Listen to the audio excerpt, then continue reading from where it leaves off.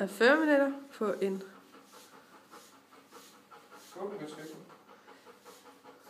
her, der ser vi Karin Knudsen, vores hundefrisør, som der er i gang med at feminate en golden retriever.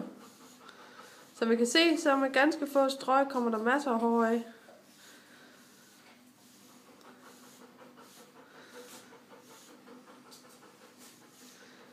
Hunden nyder det.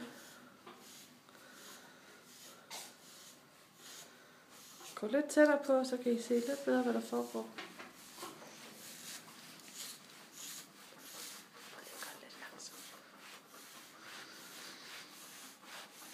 Og så kan man lægge det ud til fuglene. Det bruger det til at bygge rede af.